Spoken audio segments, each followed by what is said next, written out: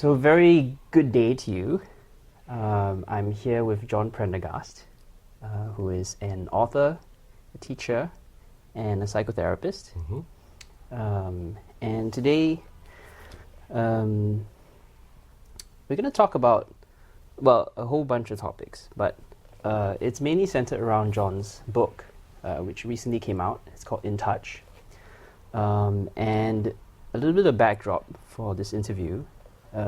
I saw John at a Nonduality and Psychotherapy conference at the California Institute of Integral Studies. What was it, 3 weeks ago? 2 weeks ago. 2 weeks ago. And really appreciated the, well, first of all, the confluence of non-duality and psychotherapy in the Bay Area is really exciting. And that's, you know, in some ways the mixing of East and West.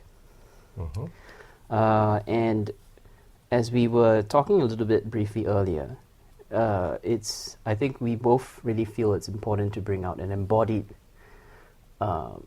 quality to the non-dual, whatever the non-dual discussion is about. So first of all, John, welcome. Thank you. Thank you for being with us. Yeah, no, it's a delight. Now, there is a lot of great material in your book, but let's just start broad and then we can focus in. Now, in a lot of non-dual teachings, the body is sort of denigrated. It's sort of like, you know, we are we were talking about the absolute here, the ground of being, the consciousness without identity, consciousness that pervades all of time, the consciousness that is beyond time, beyond space.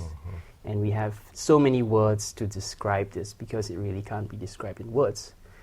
But why is the body important in this picture? Why is the body important? Well, why is human life important? Small question. Well, to begin with, it's interesting because in some non-dual teachings, it's equated with the absolute, right? The body? Just non-duality is equated with the absolute. Yeah. So formless reality. But that happens to leave out something, form, right? So it's actually not a non-dual, complete non-dual understanding. A complete non-dual understanding leaves out nothing. You know, it's all-inclusive. Therefore, necessarily includes our body. Further, our body is not what we think it is. You know, we have a kind of a common sense experience of the body, but there is an uncommon sense of the body which opens up as we discover our true nature as consciousness. And it's very interesting, kind of as a shorthand, I think of this as a process of waking up and waking down. Waking down. Waking down. Interesting. Right. The waking up is like waking up out of our normal identity as form. Like, I'm not my thoughts, I'm not my feelings, I'm not my sensations, I'm none of this, the neti. And this is actually a very important step to free ourselves from the illusion of these identifications. But this is just the beginning of a much deeper and thorough process. So once there's a waking up, once awareness frees itself from form and knows itself unbounded in space and time, knows the sense of vastness of the infinite, of this tremendous freedom, a whole nother process begins, which is the descent of this awareness through the body and a freeing up of what's been left behind, a freeing up of the conditioned mind, a freeing up of conditioned feelings, a freeing up of conditioned sensations. And very often, this movement feels like a descent of awareness through the body, going down and into the interior. And the result is the body begins to, our sense of it begins to change. It becomes illumined. It becomes translucent, as a way of speaking about it. And we feel, rightly, that the body is an expression of consciousness, right? Not some mistake that we're getting rid of, but actually as a beautiful expression, as our thinking is, as our feeling is, as well. And this allows, I think, for the full human expression as well. So, you know, I think it's extraordinarily important to discover our true nature as is formless awareness. And equally important, to embody this so that we can fully express creatively and lovingly our human nature. They're like two aspects, I would say, of our full potential. So when we wake up or wake out, this doesn't necessarily involve a disconnect from the body. When you're saying neti, Right. Obviously we are seeking to I don't know, in alchemy you call it calcination, right? You Okay. separate. Right. You separate what is not you. Not essentially you. Not essentially you, not the eternal you. That's right. So is there necessarily a disconnect first before a reconnection? It's not really a disconnection. I would call it a clarification. And the formulation is a little problematic to say I'm not the body, even though I just used that formulation. Yeah. It's a common one in non-dual teachings. But I find more precise is to say I'm not just this body. Right? So we're not negating anything. We're just clarifying that consciousness is not bound, and solely identified with a particular body. Yeah. And so there's not a dissociation. It's not a movement away from the body, actually. It's not refusing anything. It's actually embracing a fuller reality of who we really are. Yeah. So we're not disconnecting. We're connecting first with what's essential, which is unchanging. And then we're discovering that which is changing is also a beautiful expression of that. Yeah. Now I'm a big fan. Well, I first discovered. I've benefited greatly from the practice of Vipassana, which is something I did a couple of years ago. And in Vipassana practice, you really get to feel your body to a degree where for someone who's never practiced these kind of things before, you feel your entire body as the universe, because it is your experience, and you begin to probe into the depths of what is it like, the very tip of my finger, and that sensation, and the fact that it pervades all of my consciousness, and using the body as a vehicle, almost as a representation of all that is. And that's something that I've really benefited from. Beautiful. Vipassana practice, and I think you talk about that in your book, in many different ways, but in the sense of bringing in space. Yes. In bringing in space into the body. And now that's for some people, that's like, what are you talking about? Well, the interesting thing is, what does that mean? What does that mean? Well, we're actually not bringing space in to the body. Space is already here, right? We're just bringing attention to the sense of spaciousness that's already here. And it's actually not so peculiar, because when we close our eyes and sense into our body, it begins to change in the way that you described. If we actually give attention to finer and finer levels of sensation, it feels more open. It feels more like energy, actually. And we know from physics and from physiology that this apparently solid object is actually made up, of, Space. Molecules and atoms, and you go even into the very nucleus of an atom, there's space. Yeah. So we know from physics, actually, that this is just like a field of vibration. Interestingly, the experience of touch is just electron shells interacting. That's all that's happening. There's no actual touch that's happening. Yes. Space is meeting space and having the experience of touch. Yeah. So we're actually sensing, by paying attention, we're sensing the openness, the vibrancy of the body. Yeah. So the space is here. Yeah. We're discovering what's already here. Yeah. Yeah. And I think a large part of this is sort of like the container that our society is born in. Yes. That's like the Cartesian, Newtonian, object-oriented materialist. Yeah. This is philosophical the dominant. container. This is the dominant paradigm now. Yeah. And you talked. You said something. I'd just like to read this thing about the body, because we are talking about the body. This is in the introduction to part 1. 2 views of the body. The body can be described in 2 ways: objectively and subjectively. Neuroscientists objectively describe the relationship between the brain, consciousness, and human relationships in order to better understand the phenomena of empathy and attunement. Subjectively, we can experience our body as a vibrant field of sensitivity, capable of attuning to our inner experience or with others. These two views are complementary descriptions. Mm-hmm. So I guess the thing that you're trying to bring out is the subjective Yes. or subjective representation, view, the teaching about the body. Yeah, exactly. But if it's so subjective, maybe has a little bit of a connotation that it's all subjective. So your experience is subjective from mine. It's different from mine. How can we talk about something that is meaningful but is always different for everybody? Well, what's interesting is the more deeply we go into the body, the more intimate we are with the experience, the more we discover that it's shared.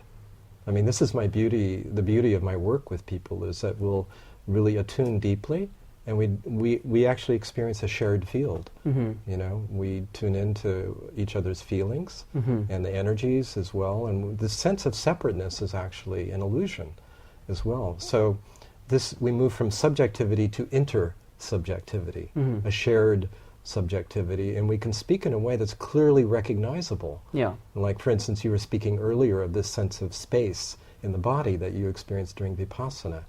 I know that experience, right? And I could actually sense it as you're talking about it. Yeah. How does that happen?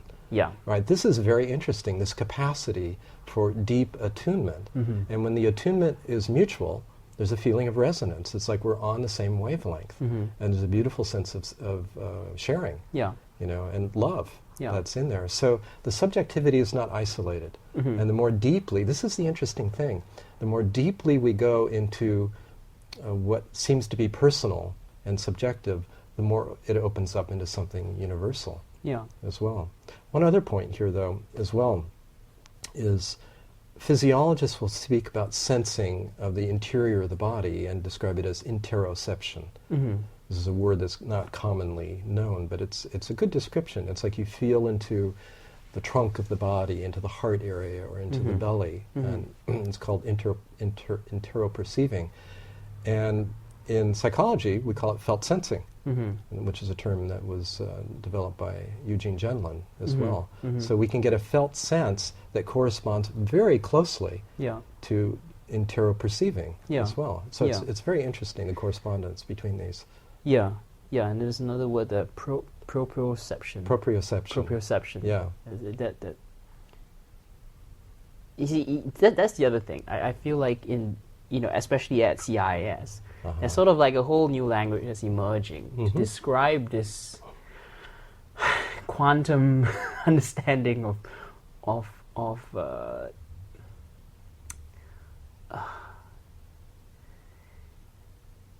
well, it's all consciousness. It's consciousness experiencing itself. Yes. So the way in which consciousness experiences itself, language, in the way we communicate this experience, has so much to do with that. So it's almost as if we have to invent new words to describe this experience.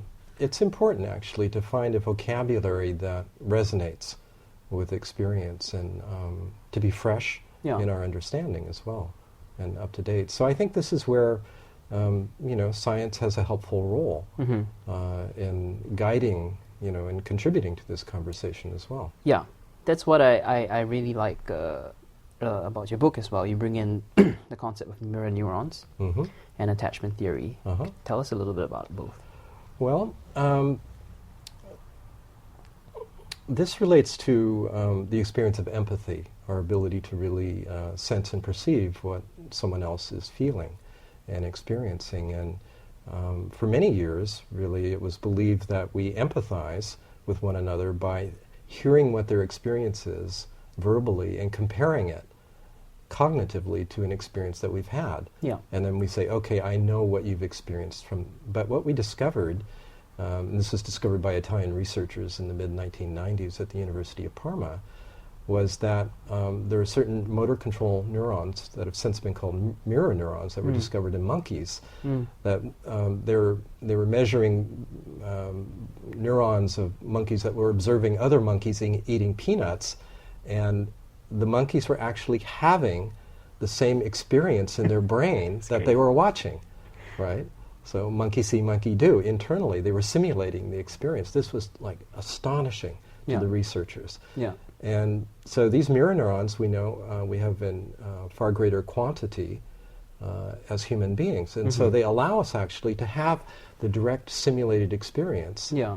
And we're very keyed to facial movements, which signal our emotions. Yeah. So the mirror neurons are picking up all this information subconsciously about, what we're feeling, what we're sensing, and also the intention, what our thinking is. And so this allows us to have empathy and to attune with each other. At least this is one of the mechanisms that we know that helps mediate this experience of interpersonal attunement. Yeah. I don't think it's the complete explanation, but it's a really important one. And one of the interesting aspects about this is that it appears that evolution is selecting for mirror neurons for interconnectivity and for empathy because it supports survival.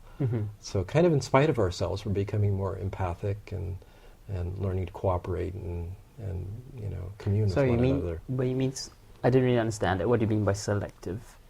Well, natural selection. I mean, evolution is selecting out those individuals who have more mirror neurons because we survive better when we can cooperate. Yeah. So we're learning to be more interdependent because of that. Yeah. Yeah. And I think humans come out of the womb relatively undeveloped compared to other mammalian species. Well, reptilians definitely. Ducks come out and they can swim immediately, but humans have to bond with their mothers. And in your book, you talk about how accurate mirroring. So the mother basically mirroring what the experience of the infant is having is very vital for the infant's development. Thank you. That was the other part of your question, wasn't Yes. it? Attachment theory. Yeah. And this is something else we've learned a great deal about in the last few decades is the importance. We've always known the importance of the bond between a primary caretaker, usually the mother and the infant, but we're getting a lot more information about that and just the importance exactly of that ability of the mother in most cases to accurately mirror and attend to the child and how dependent the child is for that mirroring and for that close connection because the child needs that in order to self-regulate. Yeah. And without that, they don't self-regulate. And they have a very chaotic experience internally and it affects the functioning of the brain and the nervous system. So the bond, that early bond, has a tremendous impact, and the effect of that attunement affects our relationships for the rest of our life as well. Yeah. They can change. That's the good news. If we have a friend or a partner or a good therapist who's attuned with us, we can come into attunement with ourself. And this is the interesting point: is that sense of self co-develops in relationship with our primary caretakers. And so to be attuned with ourself is definitely facilitated when someone else has been attuned to us. And we always appreciate being listened to carefully, don't we? And being seen. And being seen throughout our lives. Yeah. Now, self-regulation. What exactly does regulation mean? Well, I mean, just like physiologically, for instance, the breath and the heart rate, if an infant needs to be close to the mother to entrain, will entrain with her heartbeat and her breathing. And that allows the system to enter into a calm rhythm. Without that, the child feels disconnected and dysregulated, hyper-aroused, for instance. And so this hyper-arousal can come from a lack of that bonding and also from trauma. And the system gets overwhelmed, and so we can experience this high anxiety or a collapse into a deep depression. And each of those are symptoms of an inability to self-regulate. So I did some family constellations training, and in a lot of these workshops, very often you get the reawakening of trauma, shall we say this? The reactivation of trauma, reenactment, the reenactment of trauma. So we get out of our, I've experienced this before because I went through some pretty deep work, and I really sort of physically understood what it meant to regulate oneself, to take care of oneself when one is in this panic state. Because when you're in a panic, when you're in a panic trauma state, you are just, everything is firing, right? The body, the mind, that's consciousness the is in hyper excitation. Yeah. So being able to have something that's external, or what feels to be external, and basically parenting yourself, saying it's okay, self-talk, self-reassurance, self-care, and that's something that I've has helped me tremendously. Yeah, that's one way to do it. Another way is to shift awareness just to the present moment, right? Because when we're traumatized, we're kind of in a regressed state and re-experiencing, getting flooded, and so just bringing attention to current sensory experience is calming. Being met by someone who's present and grounded and attuned is calming. And really the deepest grounding comes from knowing who we really are, from attuning with our non-dual nature as well. Now I'd like to shift to the topic of self. Okay. And, I guess in non-duality we talk about this I, or the self, as a concept. Yeah. There's a loosening of what self means. We no longer say, I'm going to get a coffee, and the I is now used in the inverted commas, because very often the I is as the I is just a concept. It's just an idea. It's a sort of like my understanding is a gathering of concepts about yourself, concepts, memories, beliefs, feelings, memories, conditioning, self-story. And psychotherapy sort of, correct me if I'm wrong, but assumes that there is a self. I mean, there's a more solid kind of like, yes, there's an I, with Freud and with Jung, there's an I there. Of course you exist. So how do you reconcile two teachings? I mean, we're talking about non-duality and psychotherapy. How is that resolved, if at all? Well, it is true that most schools of psychology accept the reality of the separate self. But in truth, it is a construct. And therapists who really are not attuned to that will misunderstand as that self sometimes just opens up into this vast, conscious space, and may misinterpret it or completely just miss it. So probably because it's been a fairly uncommon experience to date. It's even been pathologized as something regressive or as a kind of depersonalization phenomena, which does exist, out of trauma. But this is different than the disillusion of the constructed self, which in itself can be terrifying as well, because we're losing our familiar ground. So it depends what we mean by self. And so if we mean by self, a sense of inner resilience and well-being and ability to make good decisions and have a functional memory, then that self, a kind of executive function and ability to discern, remains intact. If we're talking about self as a story, beliefs about ourselves and an image of ourselves, that's completely a construct as well. And in fact is an impediment to the full functioning and flowering of a human being. So it was interesting, and I know I talked about this a little bit on the panel at the conference. I was interested, how do these two go together or fit? Because I trained as a transpersonal psychotherapist, but before that I was a meditation teacher. And I continued my spiritual practice and inquiry even as I trained as a therapist and began working for clients, wondering how these apparent two fit. But in fact they're not two. That's what I realized. The question just fell away, and I actually, how can we separate true nature from all of its expressions as thoughts, feelings, and sensations as well? So for me, there's no conflict, actually, and this comes from a deep experiential understanding. Yeah. But we are attached to our little me, and it certainly has the feeling of being real. Yes. Yeah, and it's important not to say it's just an illusion or it's unreal. I mean, it's not helpful. Yeah. You know, it's not something, not something in my work with people that I would just say, you know, in an offhand way. Mm-hmm.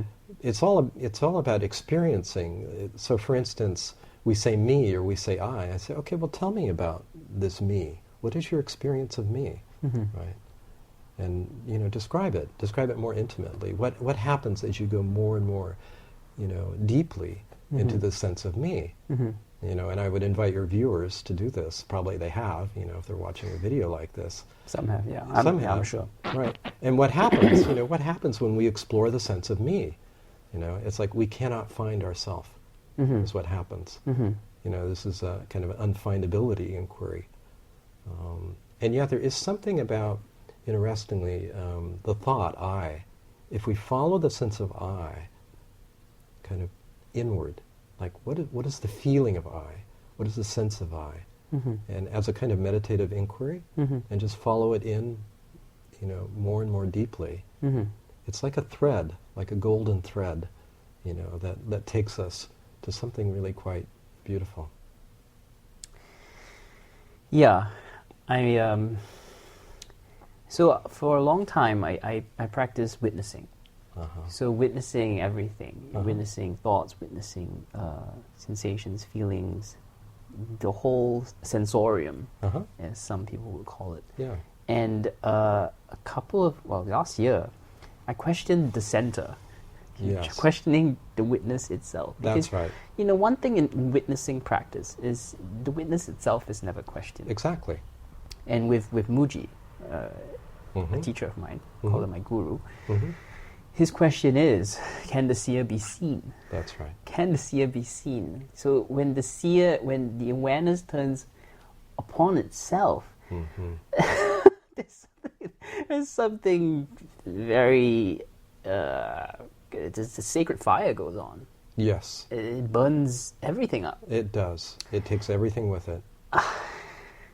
Yeah, this is a beautiful Yeah. point, and I think this can be a trap for long-time meditators, and you'll see this whether they're in the Vipassana tradition, Buddhist or Hindu traditions, or any contemplative traditions, where attention is put on the object, going into finer and finer observation of the object and Mhm. witnessing. Mm-hmm. But the actual apparent witness is not questioned, Mhm. usually. And this was my experience after many years of meditating, and it wasn't until I really worked with Jean Klein, who's a European Advaita master, that he could see this. There was a localization of Mhm. attention Mhm. in this subtle position of being an observer that I had never been aware of. The Yeah. mind was very quiet, I could observe like crazy, but I hadn't really questioned who's looking. Yeah. Right.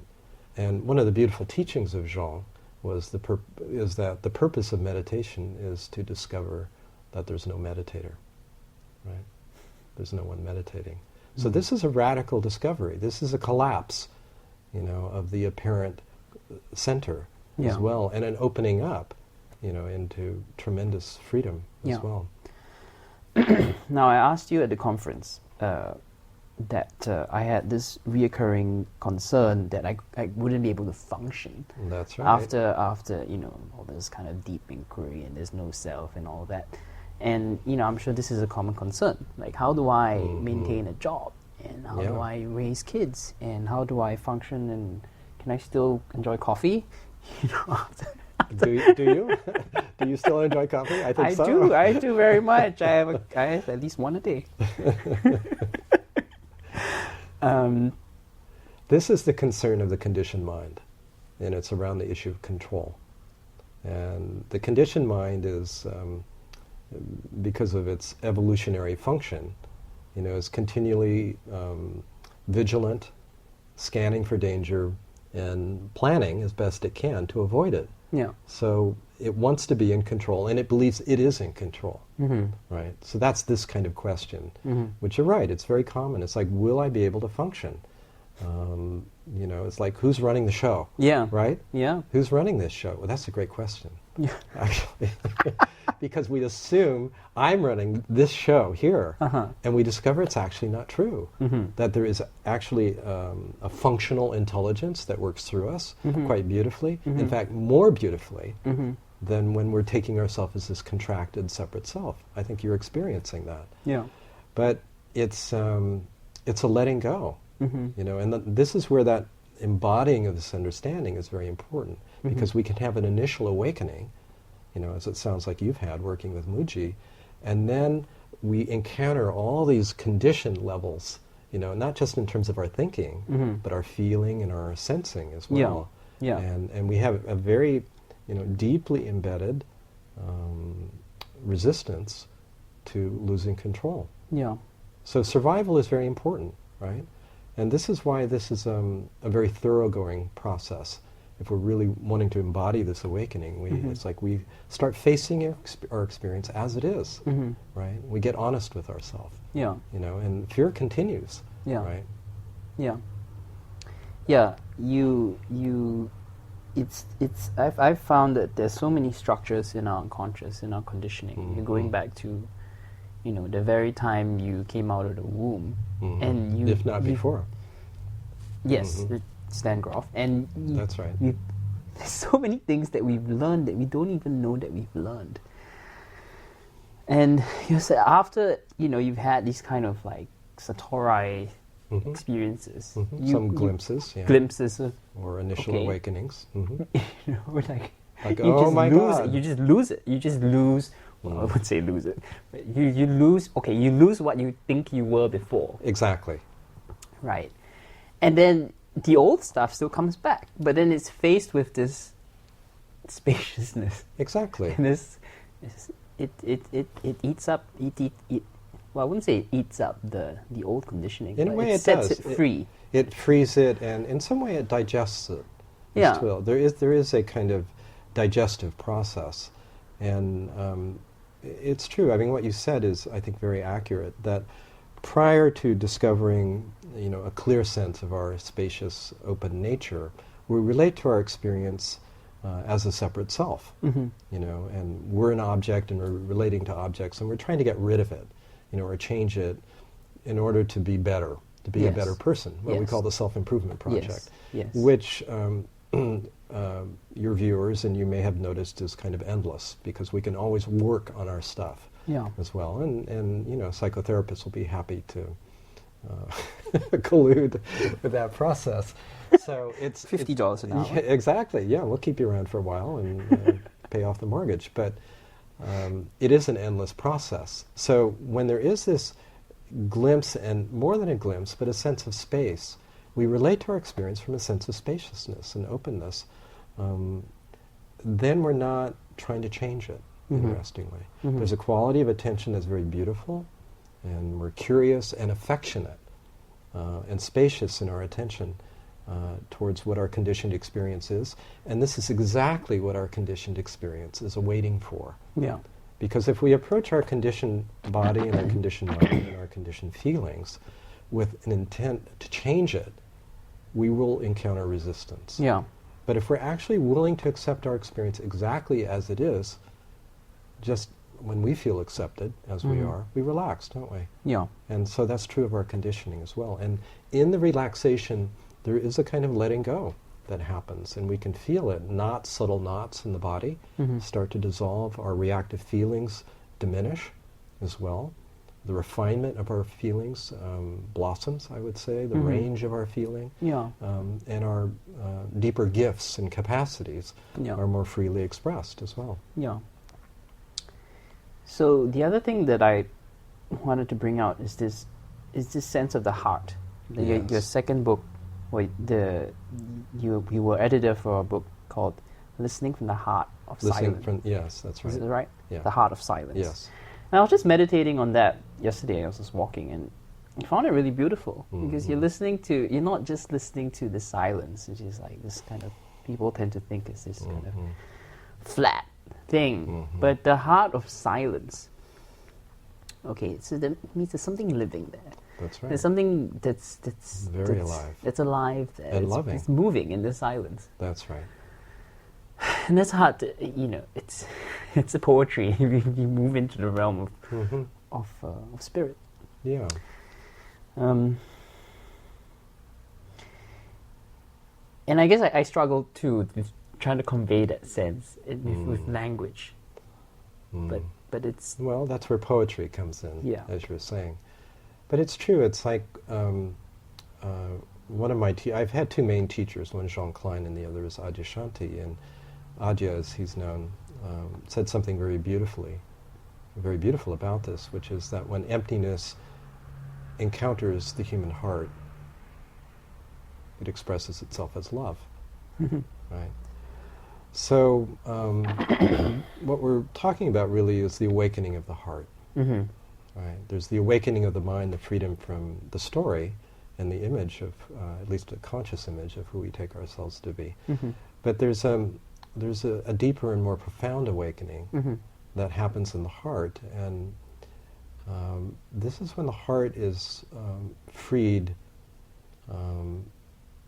to discover its implicit fullness, I would say, and by extension the fullness of life. So there's a richness, there's a fullness, and there's a capacity for love, really, that really comes to the foreground. Yeah.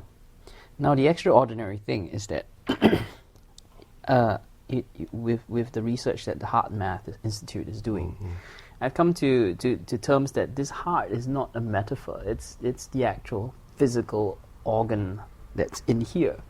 And working with the proprioception, with the feeling of what this organ is. Like sometimes I just lie in bed and I just feel the heart. Feel the physical Now heart. it's telling me something. Like my feelings and sensations. Like I was just driving on the way here, right? And I'm on the highway, and I turn the radio off, and I go into my heart, and I'm driving, and there's actually a lot of fear there because I'm afraid that this truck next to me is going to bang into me. So I was just thinking, like, maybe that's why we shut down. That's why, because to really experience what the heart is feeling 100%, 24 hours a day, it's actually quite challenging, isn't it? Like, to not shy away from all the things that the heart wants to tell you. Yeah. And here I would distinguish between the physical heart and the heart center, although they're related. Okay. And in ways that I don't fully understand, and perhaps you know more than I do. And certainly the physical heart has a lot of secrets, in terms of its rhythms and intelligence as well.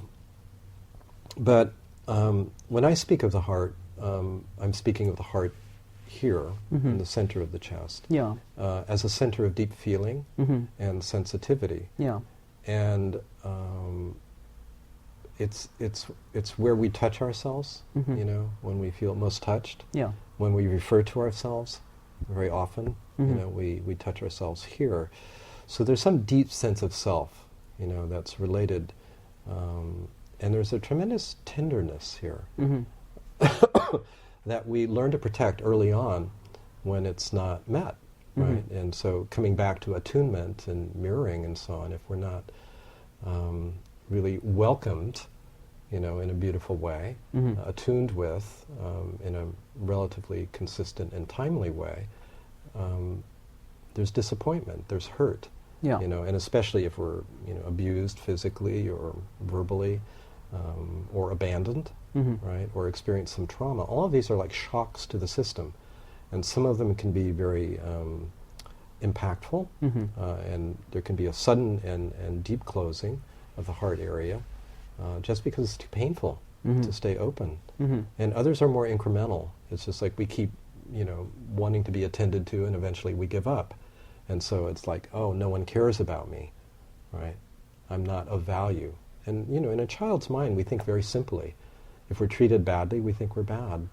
If we're ignored, we think we're not worth being paid attention to. We have no idea what's going on in our parents' minds, and so we take everything very personally. Yeah. And then, because it's so painful, we actually shut down. So it's interesting, the heart begins to close and starts to numb, and we actually lose touch with it. Yes. It's very interesting. Yeah. Kind of like buried treasure. That's the metaphor that I use in the book. It's like that which is most precious.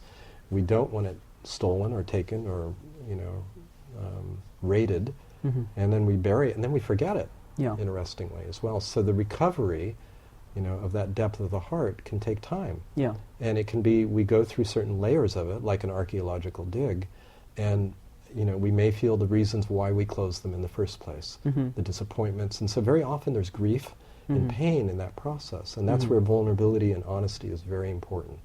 It's like to really embody this awareness takes a lot of courage. This is not for the faint-hearted, speaking of the heart, but for the courageous. The word courageous comes from the French cœur, which means heart. That's beautiful. Isn't it interesting? So to have real, courage means to be deeply willing to be vulnerable, actually. And our vulnerability, which we so protect, is actually a portal to our deepest strength. Because as we go more and more deeply into the heart, we find a beautiful radiance, actually, that cannot be hurt. And cannot be taken from us. And we discover, I don't need to protect this. There's, in fact, nothing that needs protection here. This was a misunderstanding. As well. So we have our human sensitivity, and then we have this deep radiance in our heart, and a very profound capacity, actually, to embrace suffering. What I call sometimes the great or cosmic heart as well. I'm just reminded of this line in the Course in Miracles that says, "In my defenselessness, my safety lies." There it is. Exactly. That's exactly what the Course in Miracles is pointing to. Right, a very beautiful teaching in so all these areas that we defend against, going into our difficult feelings and our vulnerability, if approached in the right spirit, actually become portals or openings to what's essential as well. Now, jumping back into sort of mirroring, and this sort of ties in with what you said about spiritual bypass. You mentioned spiritual bypass is mental bypass. Yes. You said you should be really called mental bypass, and I love that. I think that was very accurate. Now, with a teacher, with a guru, with Muji, personally, it was so beneficial for me because prior to Muji, I think there was a lot of spiritual bypass for me, in the sense that I didn't think I needed someone that I think Western, I don't know, maybe it's not a Western thing, but to put like the guru, people think a guru is this slavishly kind of worshipping this man. Why are you worshipping this man? It's not worship, and he's not really presenting himself as a man per se. That's right. He's just an embodied expression of truth. That's right. And I think mirroring, funnily enough, plays a large role in the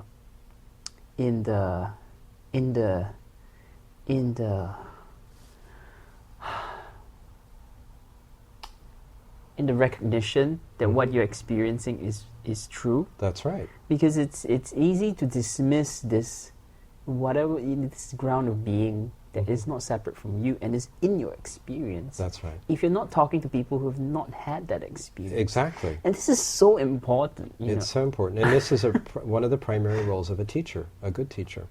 Right? Is to be a sacred mirror, right? To mirror back that which is essential, right? And then we trust our own experience, right? And then we don't need the teacher. And in a way, the outer teacher is pointing to the inner teacher, which is our inner knowing.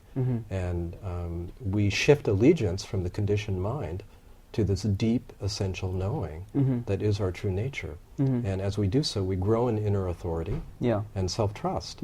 And so, the teacher's done his or her job, in pointing that and in mirroring it. And also modeling an embodied way of living, right? Not that's realistic, not idealistic. And this is what you're alluding to, is the tendency to idealize the teacher. And some teachers fall into that. They like to be adored and idealized, and they hide aspects of their life that are not consistent with the public image of what a teacher should be. And then there are a lot of rude awakenings, so to speak, when you discover the teacher actually has a number of unmet human desires and needs, that get acted out in a way that's destructive or difficult, for students. So I think, it's important that a teacher have integrated, to a fair amount, not perfectly because it doesn't happen, their humanness, right? That they're not split internally Yeah. And acting out, as well. And then there's the mirroring is very authentic, right? And we can mirror all aspects of another person's experience as we're in touch with them ourselves. But if we're not in touch with them ourselves, then we're not going to be able to accurately mirror them. So there's some teachers, for instance, who have a genuine realization of freedom, but are not in touch with their hearts, right? Do not have deep compassion, or actually have limited ability to empathize. And so they will dismiss, these very deep feelings, of their students. Yeah. And then students will dismiss it in themselves. And so we have a cycle of bypassing or avoiding our tender, vulnerable humanness as well. Can you talk a little bit about left hemisphere, right hemisphere? I think you mentioned this very briefly at the conference. I mean, is this an idea that the right hemisphere sees things holistically, and it's sort of related to what we're talking about here, as seeing whatever's happening is just one whole picture, whereas in the left brain it sort of gets processed. We're trying to make sense of the it's more experience. analytic, isn't it, and language-based, and I can't add too much more to that. Well, I mean, from my point of view, it's sort of like we're shifting more into the right hemisphere. As we're talking about these issues, we are being less analytical and objective and fragmented about the way we approach our experience, but we're approaching including the sense of self as one thing. And that's, I don't know, that's kind of seems important to me. Well, I think we're coming more into balance is what's happening, because we are, as a culture, increasingly left brain, right, in terms of our emphasis on information, technology, and analysis, and problem solving, and screen time, and all of that. And so a very important counterbalance to that is to recognize our wholeness and to sense that deeply in our bodies. Yeah. Thank you so much, John. Did we do it? I think we have done it. Okay, Is there anything else you'd like to add? In Touch is available on Amazon. And it's a great book. I really recommend it. I'm not just saying it for the sake of saying it. I've read it. And I think it's a really good book. I mean, it deals with a lot of different issues, and it's very pleasant to read. But it's a lot of stuff is there. So I really like this book. Well, thank you. I'm glad you did. It was it's something that's been gestating, for many years. And one thing I will mention is one of the main points that I make in the book is that our body has a sense of the truth. The book is about the sense of inner knowing. And what I notice working with people is as their attention drops in and they start tuning in to the truth, to their truth, the body responds in very kind of characteristic ways. And it was just, I've worked intimately with people for over 3 decades, and both supervising graduate student, counseling students and clients, and doing some spiritual mentoring. And uniformly, people would report certain subtle somatic signs of this inner attunement with their true nature. And I'll just mention them briefly, for your viewers. As people start tuning in, they notice a sense of relaxed groundedness. There's like the tension in the interior of the body begins to uncoil, and the center of gravity drops. It's very interesting. It's like a tension drops down and grounds, and it grounds more and more deeply as well. So we feel the ground of being actually becomes, there's a felt sense of what that is. The heart just expands, it opens. We feel more and more open-hearted as we get in touch with our truth.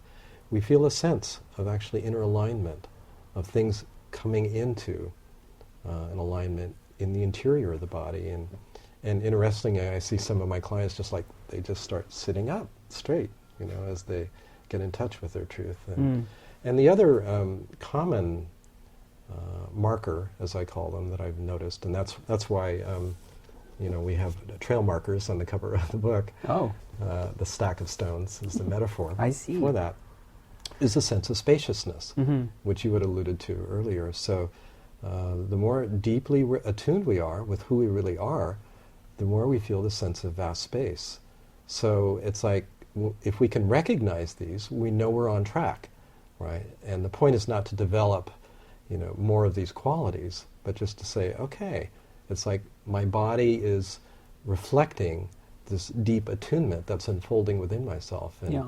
and in that sense, the body is a kind of inner guru, Mm-hmm. right, and a very trustworthy one, because our mind can play so many tricks in Mm-hmm. self-evaluating, and yet the body will resonate with what's true, Yeah. and it will go into contraction with what's not Yeah. as well. So we have this biofeedback Mm. system that's not much has been written about. So Yes. that was really the focus of my book. Yeah. Yeah. Thanks for Are mentioning it. Are you still taking clients? Well, I am. However, I have a waiting list, which has been true for 20 years. So Yeah. if someone's interested in working with me, you should feel free to give me a call, but not expect to get in Yeah. Yeah. immediately. Yeah. And do you give meetings? Do you give do you teach? I do teach. I give talks and co-lead retreats and as well, and I do have a website called listeningfromsilence.com. Which I'll provide a link on this video. Uh-huh. Yeah. Okay. Okay. Thank you Good. so much. Yeah, Sean. it's been a pleasure. Likewise.